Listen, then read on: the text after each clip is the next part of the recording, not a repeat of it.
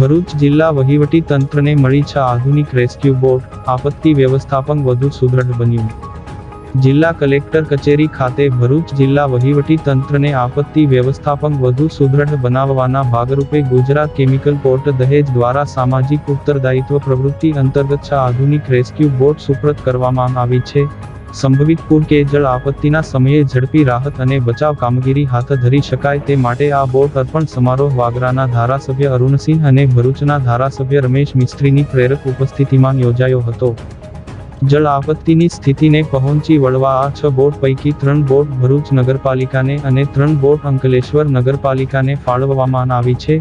ભરૂચ નગરપાલિકા નર્મદા નદીના ભરૂચ તરફના તથા અંકલેશ્વર નગરપાલિકા અંકલેશ્વર અને હાંસોટ તરફના કાંઠાના વિસ્તારોને સેવા પૂરી પાડશે.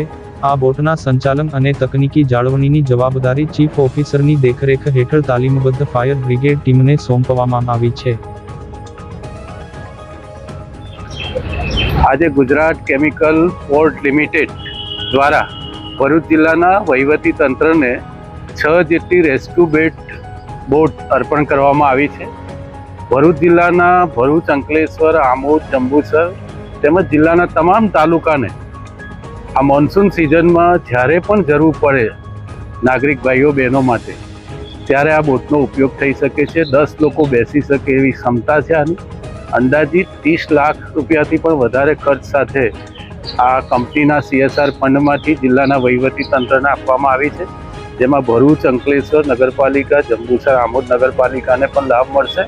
ભરૂચ જિલ્લાના તમામ નાગરિક ભાઈઓ બહેનોને ચોમાસાના સમયમાં અથવા તો કોઈ પણ રેલ પૂર જેવી સ્થિતિમાં પણ આનો ઉપયોગ કરી શકીશું. જિલ્લા વહીવટી તંત્રના અધિકારીઓ તરફથી અમે આ ગુજરાત કેમિકલ પોર્ટનો હૃદયથી આભાર. ગુજરાત કેમિકલ પોર્ટ લિમિટેડ આજે ભરૂચ જિલ્લાને 6 બોટ જેટલી આપી છે. આશરેની કિંમત 30 લાખ કરતાં પણ વધારે છે.